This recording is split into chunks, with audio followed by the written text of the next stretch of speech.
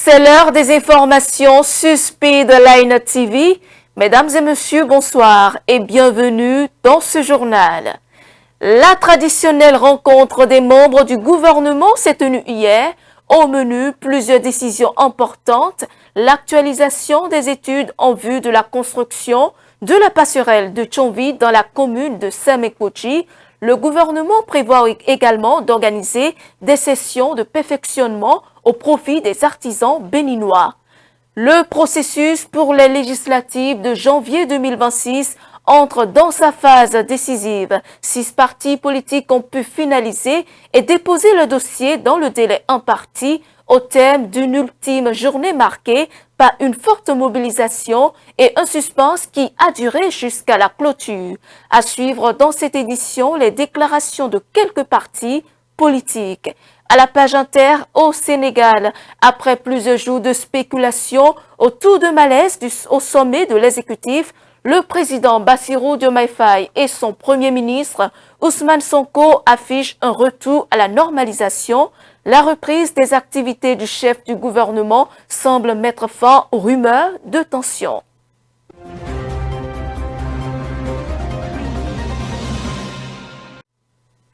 À nouveau bonsoir et merci de nous rejoindre pour ce journal. Nous ouvrons cette édition avec les principales décisions issues du Conseil des ministres. Soulagement pour les habitants de Sekanji, Tchonvi et Ekme. Le gouvernement relance le projet de passerelle devant relier Sekanji à Tchonvi dans la commune de Samakpochi.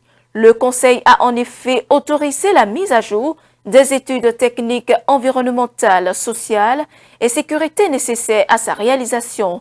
Par ailleurs, l'exécutif entend renforcer les compétences des artisans béninois à travers l'organisation. On fait le point avec le porte-parole du gouvernement. Le décret fixant les modalités d'exécution de la liberté conditionnelle est celui portant nomination de commissaires aux comptes près certaines entreprises publiques. Au chapitre des communications, en point 1, recrutement de 50 auditeurs de justice et 50 greffiers au titre de l'année 2025. Ces agents à recruter viendront renforcer les effectifs des personnels en service dans les juridictions créées récemment, tout en comblant le gap qui découlerait des départs à la retraite à l'horizon 2030. Les ministres concernés prendront les dispositions nécessaires à la bonne organisation des concours ainsi qu'à la formation des lauréats dans les conditions optimales. En point 2, travaux d'entretien de la section de route Échangeur-Godomé à Kassato et d'aménagement des contre-allées du carrefour Arconville à Kassato. Il s'observe actuellement sur l'axe Échangeur-Godomé-Carrefour Arconville des dégradations superficielles de chaussée, tandis que du carrefour Arconville à Kassato, l'état de la route n'est plus compatible avec la densité de la circulation. Actualisation des études techniques, environnementales, sociales et de sécurité de la passerelle de Tchonvi dans la commune de Semenpoji. La réalisation de cette infrastructure aux standards modernes s'inscrit dans le cadre de la mise en œuvre du programme d'adaptation des villes au changement climatique qui impacte 4 communes exposées par leur localisation au risque d'inondation, entre autres. En effet, la passerelle de Tchonvi-Sekanji viendra compléter les travaux de pavage et d'assainissement de la voie Sekanji-Tchonvi-Ekpe, traversant des zones humides sensibles de la commune de Semenpoji. Les études techniques avaient été réalisées en 2020. Compte tenu du niveau d'avancement du chantier d'aménagement des voies d'accès qui désenclave la localité, il s'avère nécessaire de les actualiser afin que la construction de l'ouvrage se réalise conformément aux standards requis. Le Conseil s'est prononcé pour la contractualisation avec un cabinet en vue de conduire la mission dans les plus brefs délais. En point 4, organisation des sessions de perfectionnement technique au profit des artisans au titre de l'année 2025. En guise de rappel, les sessions de 2023 et 2024, mises en œuvre dans le cadre du volet formation de l'assurance pour le renforcement du capital humain ARCH, avaient impacté respectivement 1720 et 2676 artisans. La présente promotion permettra à 1273 autres de bénéficier de renforcement de compétences dans les métiers suivants: énergie renouvelable photovoltaïque, froid et climatisation, pâtisserie et boulangerie, transformation agroalimentaire, plomberie, mécanique automobile, transformation de lait de vache en fromage.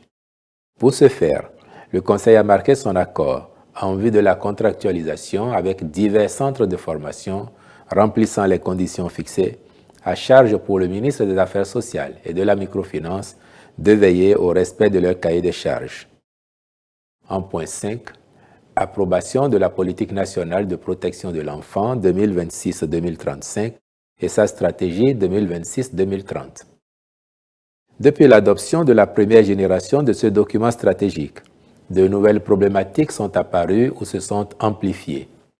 Il s'agit principalement de la montée de l'extrémisme violent dans la sous-région et ses impacts sur les enfants, des défis liés à la protection des enfants dans l'environnement numérique, ainsi que de l'intensification des phénomènes migratoires impliquant des mineurs. Il s'agit en conséquence de préserver les acquis de la mise en œuvre de la politique de protection de l'enfant dans sa phase antérieure, voire de les renforcer au regard de ce nouveau contexte. Le Conseil a donc approuvé la nouvelle politique nationale de protection de l'enfant à l'horizon 2035, assortie de sa stratégie 2026-2030, avec pour but d'accélérer les progrès vers la réalisation du droit de chaque enfant béninois à vivre à l'abri de la violence en s'appuyant sur une approche systémique, multisectorielle et ancrée dans les réalités locales. Du palais de la Marina, on marque une escale à la Sénat, fin de la réception des dossiers de candidature pour les législatives à la Sénat. L'institution dirigée par Sakalafia a refermé ce mercredi à minuit cette étape du calendrier électoral ouverte depuis le 15 novembre. Les partis politiques désireux de prendre part aux prochaines élections législatives se sont rendus au siège de la Sénat munis de leur cantine de dossiers de candidature.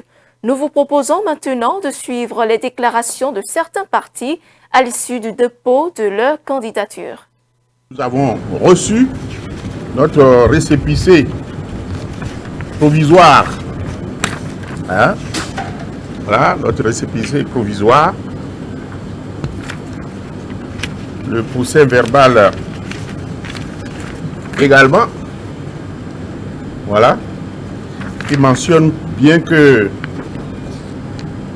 4 pièces communes étaient attendues et nous avons fourni les 4 pièces communes. 1962 dossiers, pièces étaient attendues. Nous les avions fournis.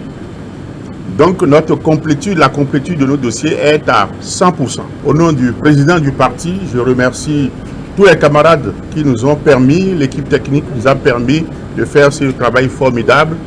Merci à tous les militants et nous attendons l'étude au fond. Et si l'étude au fond révélait éventuellement quelques incohérences que nous devrions corriger, alors que là aussi, nous pensons que nous n'en aurons pas, mais la perfection ne s'attend pas de ce monde. Donc, nous partons ce soir de la Sénat, le cœur léger, d'avoir fait le travail comme il le faut. Je puis dire que 1962 pièces sur 1962 sont fournies par notre parti, le Bloc républicain, le parti du Cheval Blanc Cabré. Et on nous a délivré tout à l'heure le récépissé provisoire parce qu'ils ont fait la vérification de la complétude et tout est nickel. Voyez-vous, au Bloc républicain, on ne fait rien à peu près. Nous nous attelons à faire ce qui est bon, ce qui est juste et sans faute. Donc aucune observation n'a été faite à l'endroit du Bloc républicain. Je voudrais donc, au nom du président du parti, le ministre d'État, Abdoulaye Diop Tchane, remercier tous les responsables du parti, tous les militants, particulièrement les candidats qui ont fait montre de discipline et qui ont mis les pièces à notre disposition, qui nous ont permis à temps d'être à jour et de venir déposer à l'heure, donc en restant dans le délai prescrit par la loi, notre dossier ici même à la Sénat.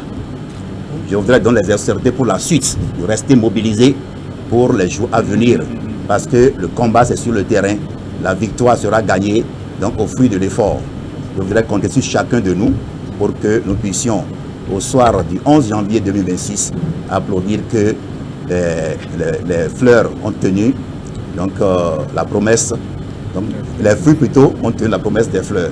Moyen Bénin est venu remettre encore une fois sa déclaration de candidature.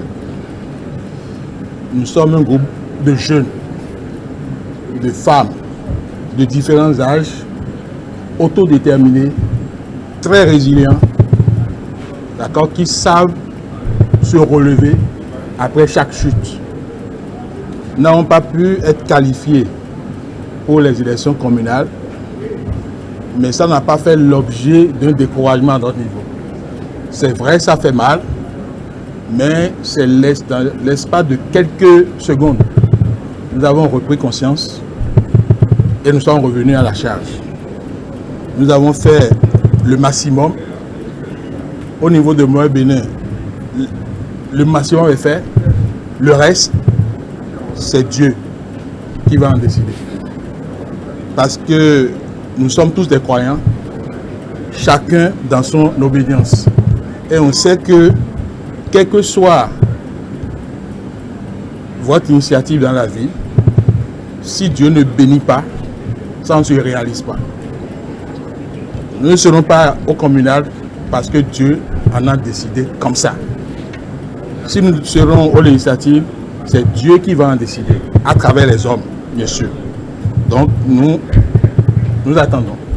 Mais nous sommes très confiants. Dans un autre chapitre à présent, nous explorons un dilemme familial. Vivre avec sa belle-mère, rêve ou cauchemar? Pour certaines, c'est une source d'entraide et de complicité. Pour d'autres, un terrain propice aux tensions. Alors, est-il vraiment possible pour une femme de cohabiter sereinement avec sa belle-mère? Découvrez la réponse dans ce reportage.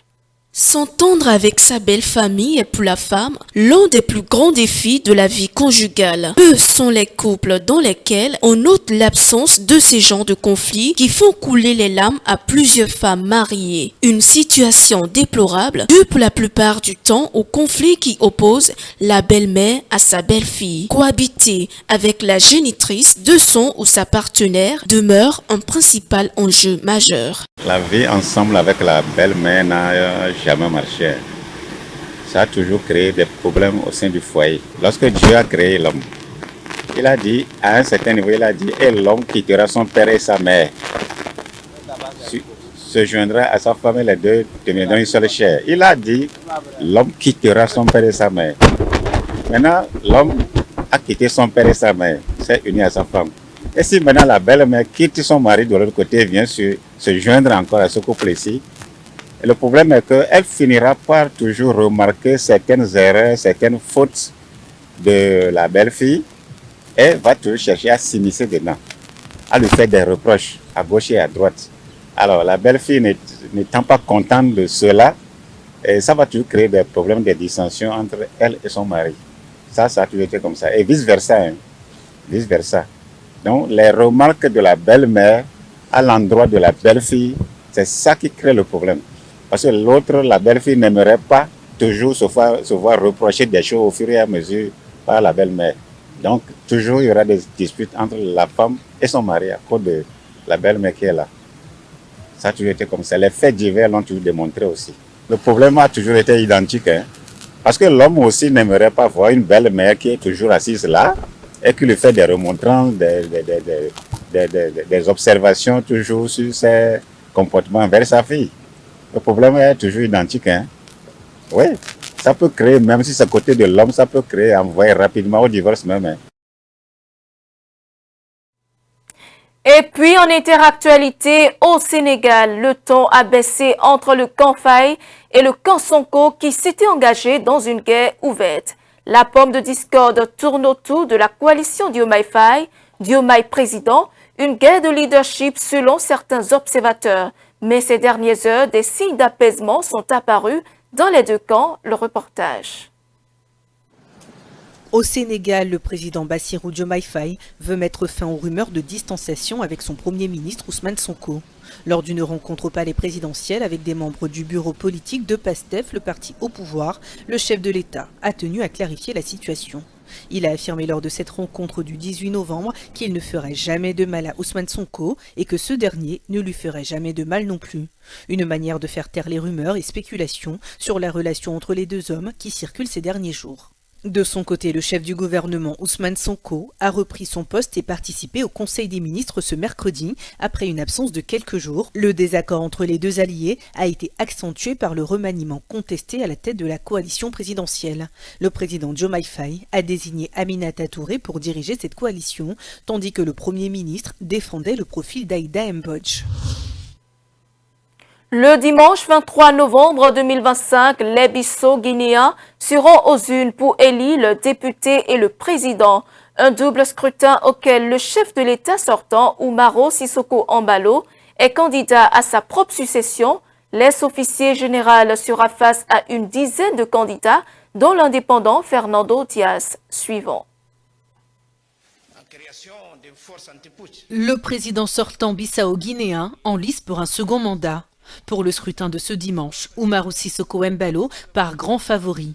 Pourtant, le bilan de son premier mandat est mitigé. Malgré un taux de croissance économique d'environ 5%, son mandat a été marqué par un report des élections, la dissolution du Parlement et plusieurs tentatives de coup d'État. L'Institut d'études de sécurité estime que le scrutin du 23 novembre pourrait être déstabilisé, à cause notamment de l'exclusion du principal candidat de l'opposition.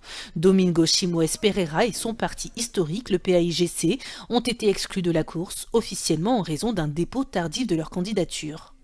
Umaro Sissoko Embalo se trouvera donc face à 11 candidats, dont l'ex-président José Mario Bas, qui a dirigé le pays de 2014 à 2020, et l'opposant Fernando Diaz. Ce dimanche, 800 000 électeurs sont attendus aux urnes pour élire le président pour un mandat de 5 ans. Ils éliront également leurs 102 députés dans le cadre des élections législatives qui auront lieu le même jour. La Guinée-Bissau, qui compte 2,2 millions d'habitants, figure parmi les pays les plus pauvres au monde. Près de 40% de sa population vit sous le seuil de pauvreté. Le président togolais Faure Gnassingbé a effectué ce mercredi une visite officielle à Moscou où il a rencontré son homologue Vladimir Poutine pour un entretien destiné à renforcer la coopération bilatérale dans les domaines de la sécurité, du développement et des échanges économiques. Cette rencontre intervient dans un contexte de rapprochement accéléré entre Lomé et Moscou. Le reportage.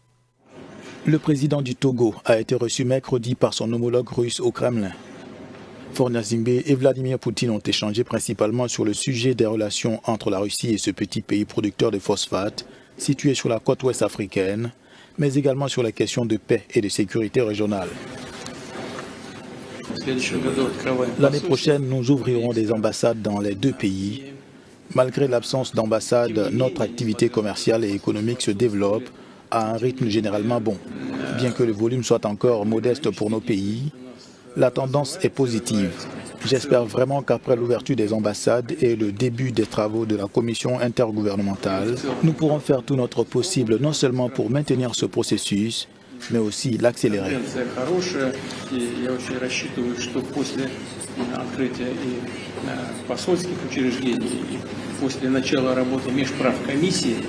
Мы с вами с обеих сторон сможем сделать все для того, чтобы этот процесс, эта тенденция не только сохранить, но и... Le président du Conseil togolais, Faure Gnassingbé, était en visite de travail à Moscou sur invitation de Vladimir Poutine. Cette rencontre a eu lieu en marge de la réunion du Conseil des chefs d'État de l'Organisation de coopération de Shanghai, abritée cette semaine par la Russie. La lettre lancée par le pape Léon XIV attire une nouvelle fois l'attention sur les difficultés rencontrées par les communautés chrétiennes dans plusieurs régions du monde. Une situation préoccupante qui touche divers pays, dont le Nigeria régulièrement évoqué pour des attaques visant des fidèles et des lieux de culte. Le souverain pontife rappelle la nécessité de préserver la paix et d'encourager les gestes de solidarité entre croyants, quel que soit le pays. Suivant. Le pape Léon XIV a réagi mardi soir aux menaces d'une intervention militaire contre le Nigeria brandie par Donald Trump, le président américain accusant le pays d'Afrique de l'Ouest de violence contre les chrétiens. Au Nigeria, dans certaines régions, il y a certainement un danger pour les chrétiens, mais aussi pour tout le monde. Des chrétiens et des musulmans ont été massacrés. Il y a une question de terrorisme. Il y a une question qui a beaucoup à voir avec l'économie et le contrôle des terres. Malheureusement, de nombreux chrétiens sont morts et je pense qu'il est très important de chercher un moyen avec le gouvernement, avec tous les peuples, de promouvoir une liberté religieuse authentique. C'est dans ce contexte que le souverain pontife a soutenu mardi les évêques américains qui ont condamné la répression de l'administration Trump en matière d'immigration. Léon XIV a appelé dans la foulée le pays à traiter les migrants avec dignité. Après avoir presque tout gagné avec le PSG en 2025, Achraf Hakimi ajoute une prestigieuse récompense individuelle à son palmarès. Le latéral droit marocain a remporté le Ballon d'Or africain devant Mohamed Salah et Victor Osimhen. C'est après moi. Finaliste en 2023 et en 2024, Achraf Hakimi remporte le Ballon d'Or africain 2025. Le latéral droit du Paris Saint-Germain est donc élu meilleur joueur du continent de l'année. Vainqueur de la Ligue des Champions, de la Ligue 1, de la Coupe de France et du Trophée des Champions, l'international marocain ajoute une nouvelle ligne à son palmarès de l'année. Buteur en quart de finale, en demi-finale et en finale de la Ligue des Champions, Achraf Hakimi a terminé la saison avec 11 buts et 17 passes décisives en 55 matchs. Il remporte le trophée face à des concurrents de taille, l'Égyptien Mohamed Salah et le Nigérian Victor Osimhen. Il s'agit du premier Marocain à remporter le Ballon d'Or africain depuis 1998 et la victoire de Mustapha Hadji. Nous sommes à la fin de cette édition. Merci pour votre fidélité. Suivez-nous en continu sur speedlinetv.bj/live et sur nos différents canaux digitaux Facebook, YouTube et TikTok.